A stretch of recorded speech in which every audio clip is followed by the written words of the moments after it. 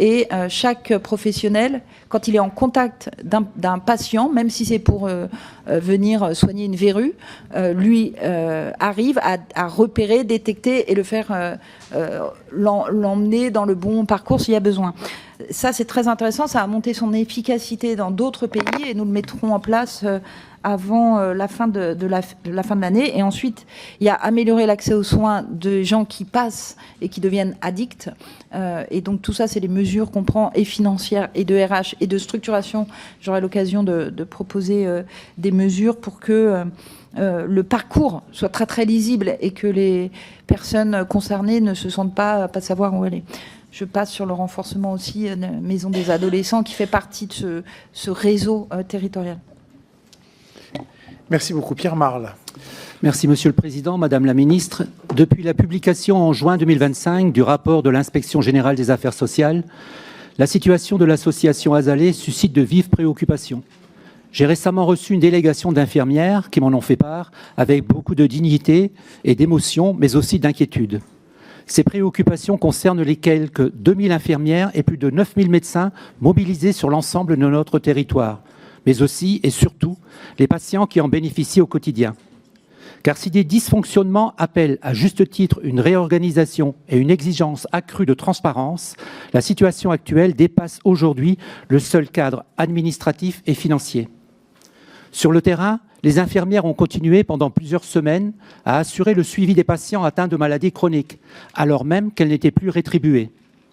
Depuis la mise en redressement judiciaire, les rémunérations de février et de mars ont pu être versées.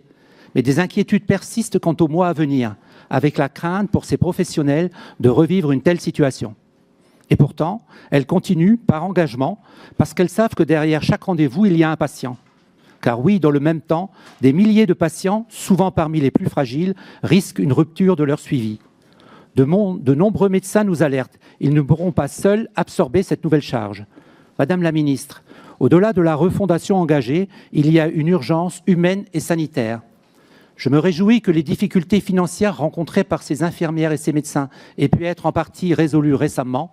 Mais pouvez-vous nous indiquer si le gouvernement envisage d'inscrire dans sa stratégie de redressement des comptes sociaux la pérennisation du modèle de l'association Azalée sous une forme rénovée et sécurisée? Merci. Madame la Ministre. Merci de votre question qui me permet de saluer l'efficacité et le travail que font les professionnels Azalée en binôme médecins-infirmiers.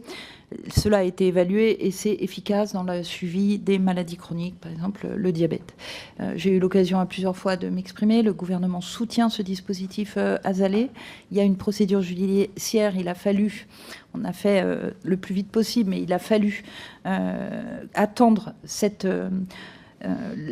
les administrateurs provisoires pour pouvoir rémunérer les infirmières pour les mois de février et mars. Maintenant, c'est fait. Toutes les infirmières, normalement, sont rémunérées pour février et mars. Les administrateurs vont poursuivre ce travail pour tous les mois. Donc, je voudrais rassurer ici les infirmières Azalée sur les mois, les mois qui arrivent. La convention avec la Caisse nationale d'assurance maladie, elle est réalisée. Elle a été réalisée d'ailleurs par le ministre Neuder à l'époque, qui avait poursuivi cette convention, parce que le gouvernement tient à ce dispositif. Donc, les administrateurs vont pouvoir rémunérer et les médecins n'ont pas à avoir d'inquiétude particulière sur le sujet.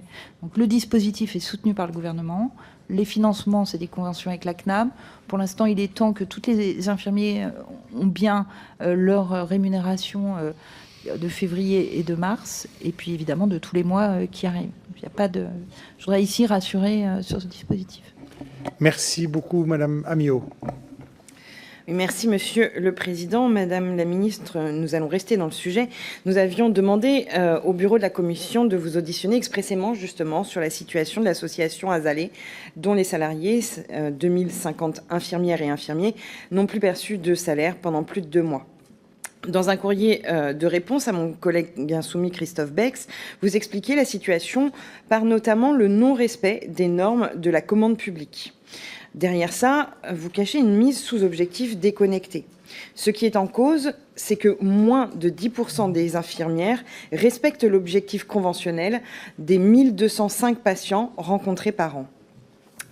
Mais si ces objectifs ne sont pas respectés, c'est qu'ils sont presque impossibles à atteindre. Ces infirmières, je les ai reçues et elles m'ont parlé de leur métier avec passion, malgré une moyenne hebdomadaire de 40 heures par semaine. Leur mission est cruciale. Elles apprennent à des patients atteints de maladies graves à prendre correctement leur traitement, à adapter leur vie, tout en assurant le suivi auprès des médecins partenaires. Elles sont une des solutions à la désertification médicale qui éloigne tant les personnes des soins. Une infirmière azalée, c'est minimum 50 minutes avec un patient et un suivi sur plusieurs consultations. C'est ça, les soins coordonnés que proposent ces infirmières. Vous n'avez cessé d'assurer le soutien du pouvoir public jusqu'à aujourd'hui à la démarche de l'association et vous l'accusez désormais de ne pas tenir les objectifs qui sont pourtant incompatibles. Voilà pourquoi je vous demande, Madame la Ministre, d'assurer effectivement une nouvelle fois votre soutien aux soins coordonnés français. Je vous demande ensuite quelles évolutions vous comptez prendre afin de permettre à Azalée de sortir durablement de sa situation d'endettement. Et je vous demande enfin de soutenir le passage en coopérative de l'association sans l'intégrer au réseau France Santé, comme les infirmières le rejettent. Je vous remercie. Très bien, Madame la Ministre. Alors, je voudrais rassurer les infirmières azalées, ce que vous avez dit, il n'y a pas d'accusation du tout de la part du gouvernement. Il y a un rapport IGAS qui, factuellement, a dénoncé des mesures, qui a fait un article 40. L'IGAS a porté un article 40 au sujet de cette association pour des problèmes de gouvernance. Et dedans, il y a effectivement des sujets de commande publique. Mais le gouvernement n'a pas fait d'accusation particulière. À partir de ce moment-là, il y a une mesure judiciaire qui a été mise en cours, des administrateurs provisoires. Je redis ici mon attachement au dispositif. Il n'a pas été question non plus que ces dispositifs azalés soient dans France Santé. Enfin, il n'y a pas ce sujet-là. L'association a fait une convention avec l'assurance maladie. L'IGAS, en faisant des contrôles d'ailleurs à plusieurs reprises, a mis en évidence des anomalies de dysfonctionnement au point qu'ils ont fait un article 40. Et je ne peux que constater cela. Ce que le gouvernement a fait, et c'était commencé avec Yannick Neuder, ministre avant moi, c'était de poursuivre justement parce qu'on est attaché à ce dispositif et qu'on sait l'efficacité de ces professionnels sur le terrain. Donc encore une fois, je voudrais vous rassurer. Merci. Madame Héraudy. Merci Monsieur le Président, Madame la Ministre. Des infirmières et des patients de ma circonscription m'ont alerté. Des malades chroniques abandonnés dans un désert médical, suivis depuis des années par des infirmières azalées qui ne savent plus aujourd'hui qui va prendre en charge leur santé, qui va les appeler pour assurer un suivi médical, qui va ajuster leur traitement, qui va combler le désert médical dans lequel ils vivent. Ces infirmières, il faut comprendre pourquoi elles ont rejoint le dispositif azalé. Elles ont fui l'hôpital, épuisées, 12 heures debout, soins bâclés faute de temps, la maltraitance ordinaire que votre système inflige autant aux soignants qu'aux soignés. Elles ont choisi Azalée parce qu'Azalée leur permettait d'exercer autrement. Elles ont choisi de rester dans la profession précisément grâce à ce modèle plus humain. Et qu'est-ce que vous leur proposez en retour? Les maisons France Santé, un modèle fondé sur la tarification à l'acte qui broie les soignants, qui transforme les soins en rendement et qui est précisément la raison pour laquelle les infirmières sont parties. Le problème de gestion du dispositif sont connus. Mais vous devez garantir cette alternative, d'autant plus dans de nombreux déserts médicaux, et ce dans l'intérêt des patients qui risquent une rupture de soins pour des maladies chroniques. Cette semaine, Christelle m'a écrit, et je la cite, « Je vous contacte car ma fille a eu un rendez-vous avec son infirmière azalée pour le suivi de sa perte de poids. Et son infirmière lui a annoncé que le 20 mai, tout sera fini. Je viens vers vous pour sauver ces infirmières. » Madame la Ministre, entendez-vous cet appel au secours? Que répondez-vous à Christelle, à sa fille et à son infirmière azalée? Ces patients, ceux de mon département du Tarn et de toute la France, qui va les soigner alors que l'offre de soins est en tension? Enfin, Madame la Ministre, soyez honnête, assumez-vous de dire que ces soignants, assumez-vous de dire à ces soignants que leur seul avenir, c'est la maltraitance, l'épuisement ou l'abandon du métier pur et simple. Je vous remercie. Alors déjà, je réponds honnêtement et je suis honnête, je vous l'assure, Madame la députée, la convention de l'assurance maladie avec l'association, c'est 100 millions d'euros par an. Il y a eu un contrôle, et d'ailleurs, M.